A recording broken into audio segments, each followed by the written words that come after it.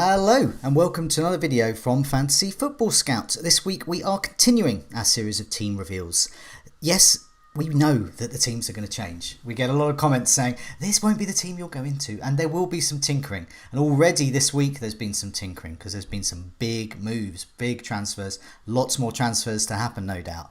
So by the time Game Week 1 comes around, we may change it, but this gives a really useful guide to the sort of strategies and players that we're considering.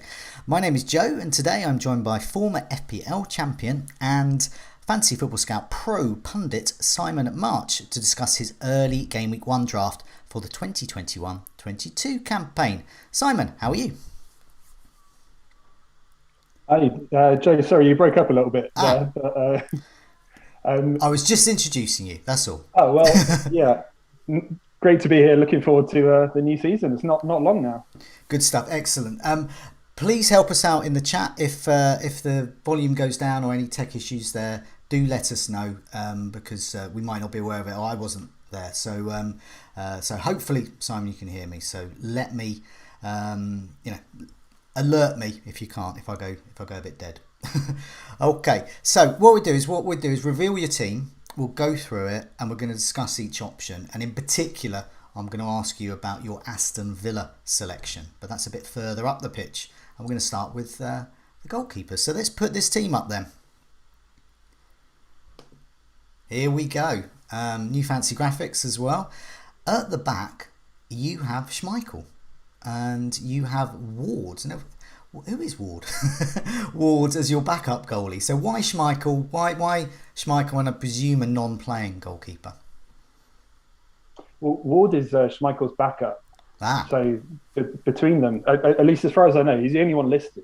I don't know if Leicester fans know more than I do about the legitimacy of that, but he's the backup. So you can get the two of them for 9 million, which I think is quite decent for goalkeepers. I don't typically like to spend much more than that if I can avoid it. But yeah, Schmeichel.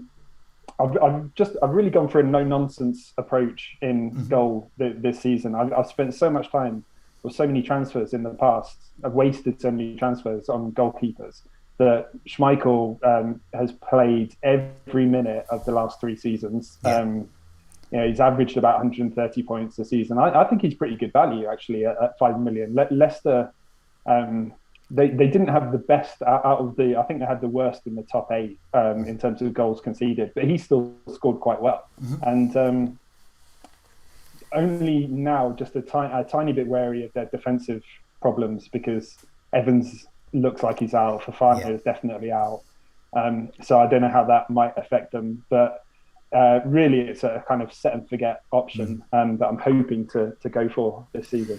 Well, there's rumours that Ndidi will move back to centre-back from defensive midfield, which obviously removes him from that defensive midfield role. But nevertheless, he's a good player, so he's a good backup for the centre-backs there. That's in real-life football, not for us. But yeah, I think you're probably right to go for Schmeichel. The reason I hadn't really heard of Ward, I mean, now you've said him, of course I do know who he is, but it's because I'd forgotten about him. Because Schmeichel just plays every game. He's never injured. He's quite the character in there. So yeah, I mean, I think that's right. I think a lot of people are rotating, or I've seen a lot of people with Schmeichel and Foster. Not Schmeichel and Foster. I'm sorry, Sanchez and Foster. So they got the Brighton number 1, we think, plus the number 2 at Watford, and it just didn't seem to make sense to me because either or could get COVID or just get injured or something. It just there's no backup there for Sanchez, so I quite like Schmeichel and his backup. That's something I don't think many people will have considered. So yeah, at the back you've gone for a sort of 3-4-3, the formation I favour quite a lot, and you've got Alexander-Arnold, Diaz and Loughton, and on your bench you've got the possibly playing Manquillo at Newcastle, and Ben White, formerly of Brighton, now of Arsenal. So take me through those decisions there. Are they sort of locked in or ready to move? I could probably be talked out of a few of them, but I think Diaz and Alexander-Arnold are pretty much set for now. I mean, they're such kind of, again, no nonsense picks. You know, two of the highest scoring defenders. I think the biggest argument with them is that Stones and Robertson are 0.5 cheaper, respectively, and so there's an argument for those. But I think the fact that you can downgrade to them, you know, if you need to, is a good option to have. But yeah, I don't normally like to invest too heavily in defence at the beginning of the season, because I don't think even the best defences, you don't tend to see them until about sort of, after Christmas, really. But I think this year, you know, they've both got fairly decent fixtures. I think maybe Diaz less so, but really, I don't want to be spending too many transfers on defence. So I want to have a kind of reliable foundation that I can build upon. And if I have those two, then I'll play them every week, and then I only have to worry about who I play as the third defender. Yeah, definitely. Now with Loughton, going back to Sanchez again, lots of people with Sanchez. A bit in the chat about Sanchez and Foster are both likely to start. That's not the case with Foster. He is back up to backman, conveniently. But Alexander, Arnold and Diaz are definitely nailed there. Loughton, nailed for Burnley. So you don't fancy the Brighton attack then? I'm not sure I do. I'm a Brighton fan. I don't fancy their attack either. You think there's a clean sheet there for Loughton? Oh, I don't know. I mean, I think, you know, of the options, possibly he's my best one. But it's more of a sort of long-term option. If White had remained at Brighton, I probably would be playing him in the first one. So, you know, maybe I still will. I don't know. But I don't know. I'm fairly old school, I think, when it comes to picking defenders. I like to have a Burnley defender in there, and I did have Loughton for a good part of last season. And he did really well for me. I mean, I know he only scored one goal. Yes, but I got his goal as well. I did as well, yeah. And so, you know, now it just feels to me like he's, you know, Simone Inzaghi, pretty much. Now, I know you know your psychology about, and particularly around sports and fantasy football. Been on a number of pods and also chatted to us about it as well. Is there any form of bias because you got Loughton's goal, and so you now? Oh yeah, absolutely. And you're aware of that. Yeah, definitely. But I think I would have had him or Taylor either way. I would have had a cheap Burnley defender. I'd really like to have Nick Pope, but he always seems to be at sort of 0.5 too expensive. I know. I don't know why he lives up to it every season, but it's just, you know, I can't justify spending more than 5 million on a goalkeeper. There's some sort of mental block that I have. Good to see Ben White there. Arsenal's fixtures changed. Well, let's put this. I've always put these fixtures up for these videos, so I'll put the fixtures up now. And we can see with Arsenal there, they got Brentford to start, but you've got Tony. We'll come to that in a bit. So you probably wouldn't want to double up there, having the defence v attack. But then they got Chelsea and Manchester City. Awful fixtures for Arsenal. And then it's just an absolute dream. Norwich at home, Burnley away, Tottenham. You know the North London derby. You never know. Brighton away, and then Crystal Palace at home. This is the first 8 fixtures. So I've got Ben White on my side because I'm ready to unleash him for game week 4. I know I've got a sure starter in defence game week 4. Is that your sort of rationale with it as well? Yeah, it's a bit of a longer term perspective with White and Loughton. I mean, they don't rotate brilliantly, to be totally honest, but I think. I think rotating defenders is something that's a little bit overrated anyway, probably. But I think the fact that he's at Arsenal, I mean, much as I rate the Brighton defence, the fact that he's at Arsenal, I think, makes him a real bargain. I mean, I didn't realise this until I looked it up fairly recently, but Arsenal conceded the third fewest number of goals last season in the Premier League after Chelsea and Man City. They only conceded 39 goals.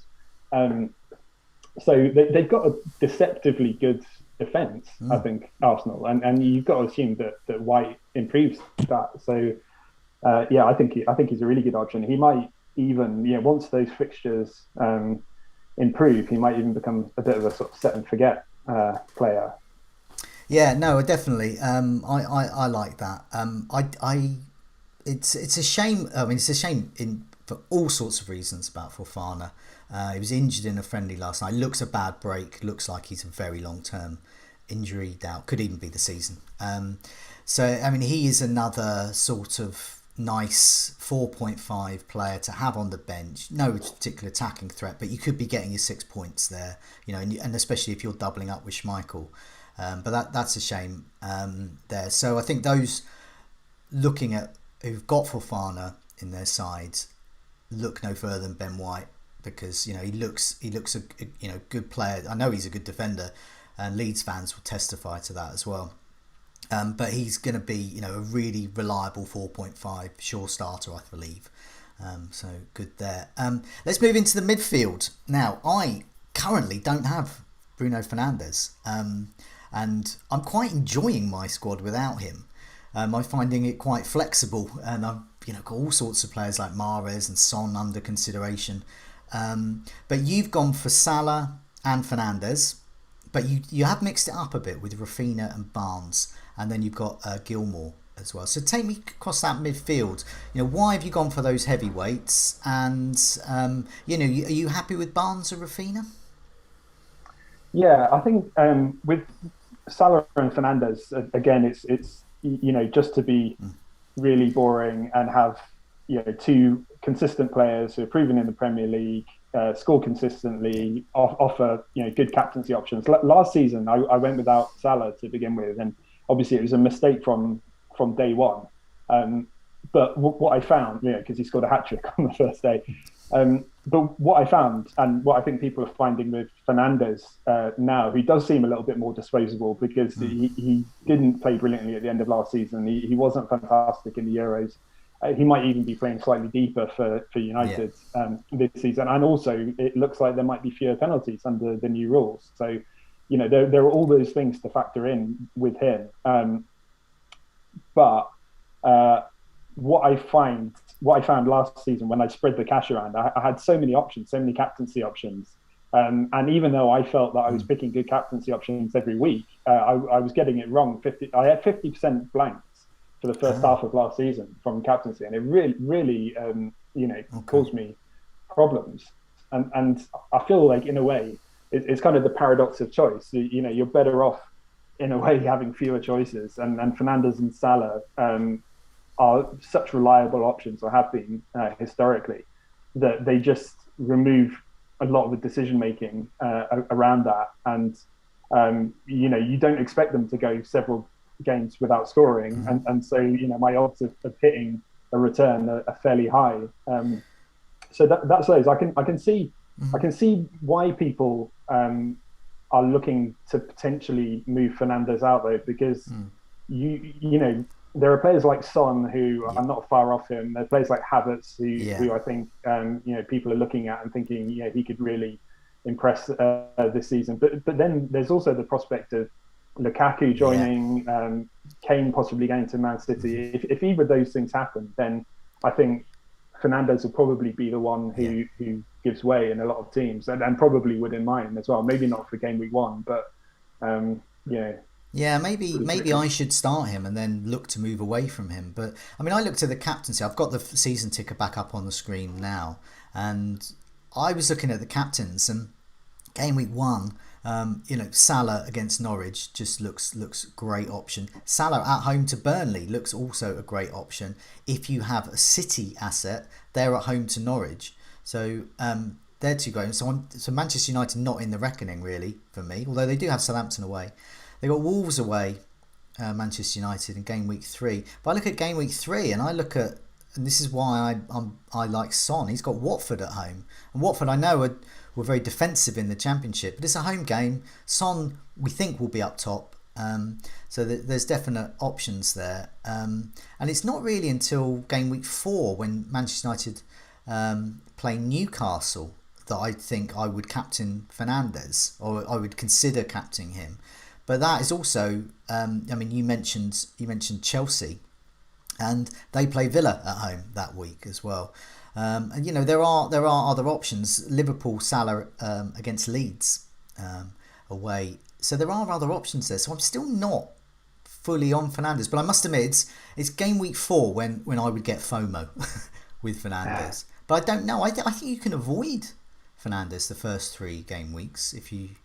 I don't know. Do you plan to captain him in any of those weeks? Well, I haven't really looked at Son, for example, or a Chelsea player as captaincy options really. But I think there aren't many matches in the opening 6 that I wouldn't be happy to captain Salah. So if you just wanted to go with Salah as your only real captaincy option, you could probably do that. But for me, I think game week 3. Away to Wolves when Liverpool have Chelsea at home. Game week 4, Newcastle away from Man United. And Liverpool have got Leeds away, which is probably quite a good fixture. Anyway, and then game week 6, I would probably captain Fernandes away to at home to Aston Villa over Salah away to Brentford. Maybe I don't know. It depends on who's in form, but I can see out of the opening 6 that there would be maybe 3 occasions where I would be pretty open to captaining Fernandes.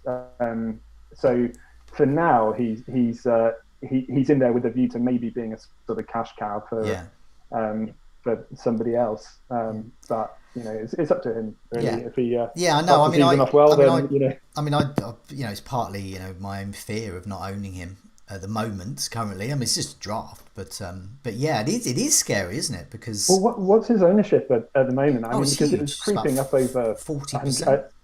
Effective was over 100% for the last half of last season. So there is, I suppose, that fear factor that if he explodes and people are captaining him, then he could really fall behind. But at the same time, probably people are going to lean towards Salah as the main captain, so maybe you can get away with it. I'm not sure. Yeah, definitely. And also, if you're alternative to Fernandes, so say you've got Mahrez in, he's at home to Norwich, and he actually plays. That is really tasting game week 2. For just to own, not nevertheless the captain. And then you've got Son against Watford in game week 3. So if they can in any way come near, match or beat Fernandes, then that strategy is paid off. But then if they can't, and Fernandes gets a double pointer, Son gets nothing, Mahrez gets nothing, some of these other players Salah gets nothing, then you are way behind. And I've gone without Fernandes before, and that's what happens. And that's the gamble. Let's move on to some of those other midfielders, Barnes and Raphinha. Now, Barnes scored a brace, assisted by Bertrand, formerly of Southampton, last night in a friendly. So is that? I mean, actually, you sent this to me before that match. So either you've got some amazing foresight, or why have you got Barnes in? Yeah, I've been switching between Barnes and Maddison, mainly because I think I was wary of Barnes' fitness. So I was happy, to be honest, just to see him play yesterday. That seemed a really good sign. But I think that he's another one that's gone a little bit under the radar. When I've spoken about him as an option on Twitter, I've had quite a lot of replies of people saying, I think he's the kind of player that is really going to come into his own this season if he can remain fit. But actually, I mean, I had him at the beginning of last season and he did all right. He was one of these players who kind of looked better than he actually delivered in terms of fantasy points. But when you look at it across the whole season, although he missed a lot of it, his points per minute were the 9th highest in the league at 5.2. So basically the same as Grealish. Higher than Mane, Sterling, Raphinha, all these popular midfield picks, some of whom are quite a bit more expensive. So I look at him and think, well, there aren't a great deal of options that I really like in that mid-price midfield category.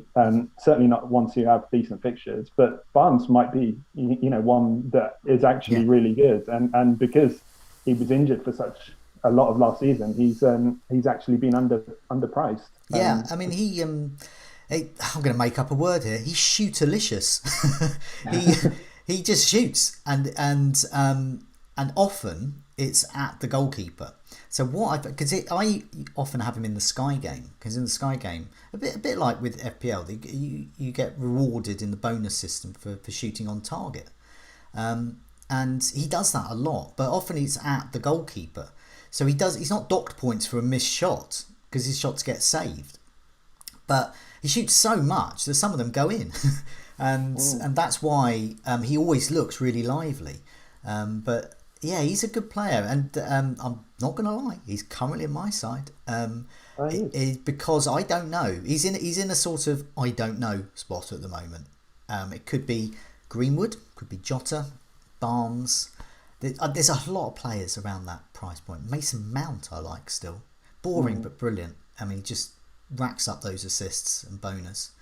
I like Barnes there. The feeling is for the fans, because Leicester haven't got any defenders, that they probably won't go for 3 at the back. So they'll probably go for 2 at the back, which may mean they go for 2 up top, which may stymie. I don't know yet. I need to see more Leicester in pre-season. I don't know if they've got any games left. Hopefully they've got at least one. But I would like to see whether it's Barnes in as part of a front 3, and it's with Vardy or Iheanacho, and then I don't know. I just need to see. But as I said, I mean, you've outlined so well. I mean, Barnes is great, isn't he? Rafinha. Now, I think my initial squad, I thought, Rafinha 6.5, I'll have him. But then I looked at the fixtures. I know Leeds can score against anyone, but I just thought, I think I prefer like Buendia at 6.5, or just to take a risk there. But is Rafinha sort of there as a placeholder, or you think he's a player you're going to want anyway, so you might as well get him in now?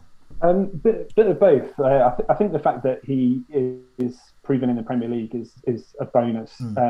And the fact that that Leeds are going to play pretty much the same way, whether they're home or away, hard fixture, easy fixture, whatever happens. I think he's a funny one in a way, because he's not somebody that I didn't watch a whole load of Leeds last season. And from what I understand, he's one of these players that when you watch him play, he looks like he should be a big hitter. He looks like a premium player. He should be playing for PSG or Man City or something. He's amazing. Yeah, and so I bought into that. I mean, I had him last season, and he did really well for me. So I've also kind of bought in, to the possibility that he might actually emerge as a underpriced big hitter. But also, I mean, one thing that I have looked at is him and Harrison, who is obviously in the same team, but is 0.5 cheaper. Had exactly the same points per match last season. They both scored 4.4 points per match. And so all the attention seems to be going on Rafinha. But so far, I haven't really seen a really good argument why he's worth 0.5 more than Harrison. So if I need that, I might downgrade him. But at the moment, he's probably been in every version of my team so far. Harrison, another underpriced player. I had him for lots of periods of last season instead of Rafinha. I think there was a period where Rafinha was injured, and I went for Harrison. And I mean, I too had not seen a lot of Leeds, and I was amazed. I thought, who is this guy? He's really good. Yeah, I thought 6 million was cheap for Harrison as well. So yeah, I'm not going to mention Gilmore because that's just a 4.5. That could be anyone really, I guess. Well, I'll tell you what. Just one thing to bear in mind with Gilmore is that although he's played at a number 6 for Chelsea and for Scotland, I wouldn't necessarily write him off as a FPL asset because I don't think that we really 100% know exactly how he's going to play long term. His idol as a player is Cesc Fabregas, who was obviously a really good fancy asset, and so if he starts to emerge with those kind of characteristics or those qualities, I don't know with Norwich, if they're going to sell Cantwell, maybe they need a bit more creativity. He's definitely got that in his locker. So I think maybe he's a pretty good option that might even start a few games. I don't know. We'll have to look. But yeah, at the moment, complete midfield enabler. Yeah, definitely.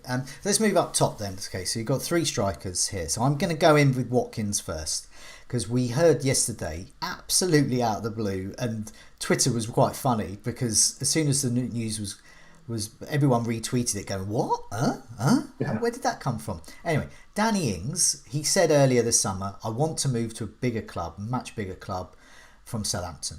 So we all thought, okay, that's probably going to be... But instead he moved to Aston Villa. Yeah, it's not going to be Aston Villa. No one thought Aston Villa. We thought it might have been Spurs, Arsenal, a push, Manchester United, Man City, Liverpool maybe, I don't know. But we thought, what's a bigger club? Yeah, it's Aston Villa. So Grealish off to Man City. They started to spend the cash already. Got the Buendia in, got Bailey, the winger from Borussia Dortmund. No, I can't remember where he's from, but Bundesliga. And we got Ings up front. So you've got Watkins. You thought Watkins was going to be up front. Watkins has played on the wing before. And then Danny Ings, who doesn't play on the wing, he plays up front, comes in. And you don't bring Danny Ings in as your striker and then just bench him or play him somewhere else. So what are you going to do with Watkins? Watkins out, Ings in? Well, I think whoever plays up front for Aston Villa is probably going to do really well because they have so many creative options now. And I wouldn't necessarily rule out the possibility that Watkins and Ings could play up front together because Ings often plays in a two. So that could happen. It's a bit of a shame because I think that Watkins, not to overhype him, but I think that he's about perfect as a mid-priced striker. He scores goals. He gets about an equal number of assists. He's fairly consistent in that he doesn't.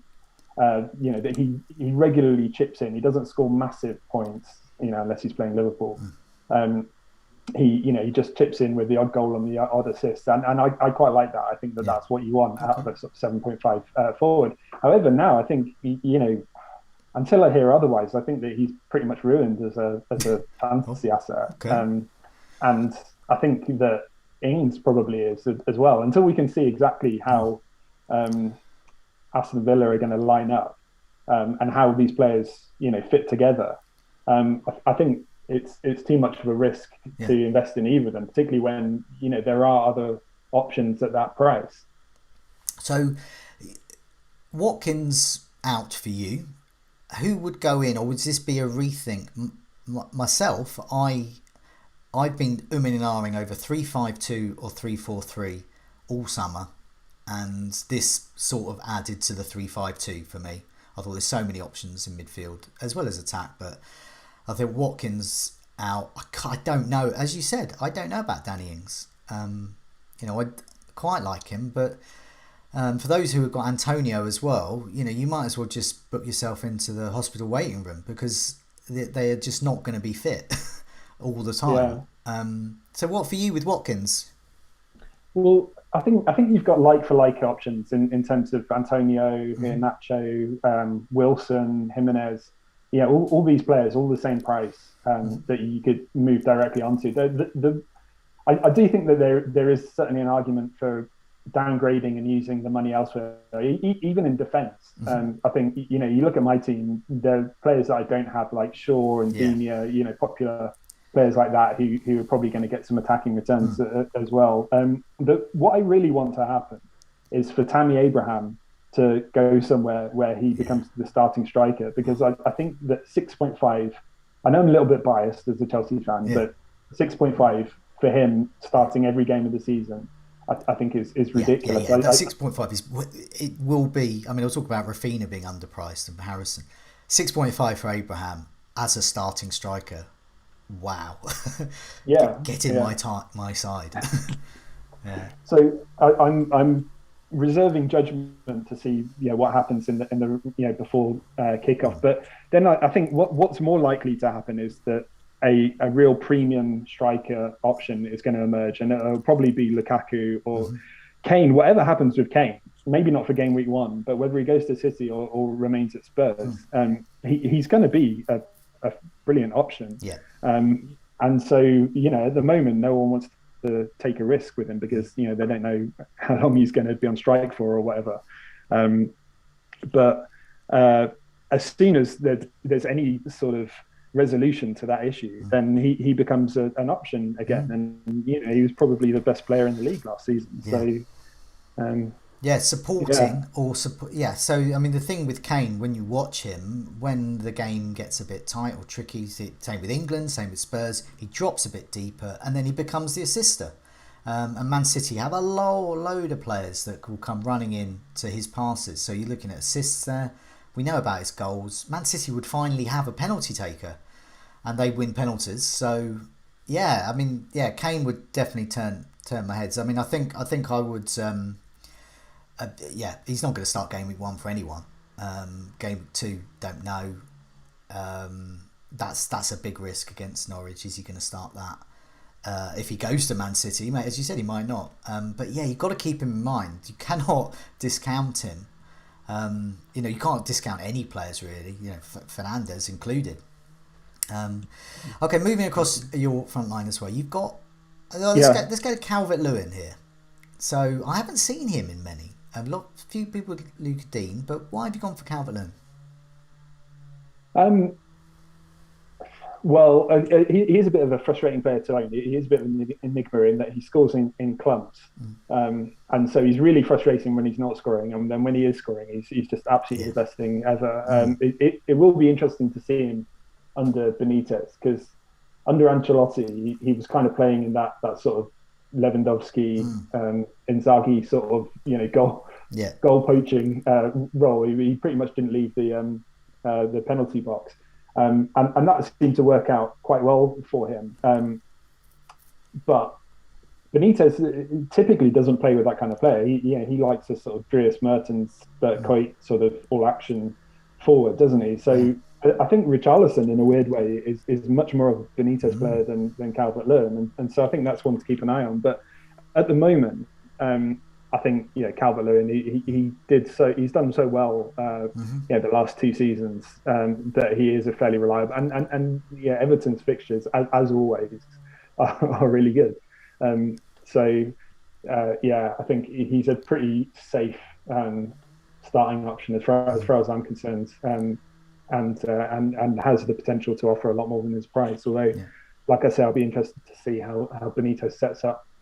Well, you already mentioned all the other strikers that we could consider. Antonio, Jimenez from Game Week 4 in particular with Wolves fixtures. Let's put those fixtures up again, just so people know what we're talking about here. Wolves, they got Leicester, Tottenham, Manchester United to start, but then they got Watford away, Brentford at home, Southampton away, Newcastle at home, and Villa away. So a nice bunch of fixtures there, although a tricky start. So Game Week 4 is the time when we may consider Jimenez. So I guess for you, if it doesn't work out with Calvert-Lewin, Jimenez can come in.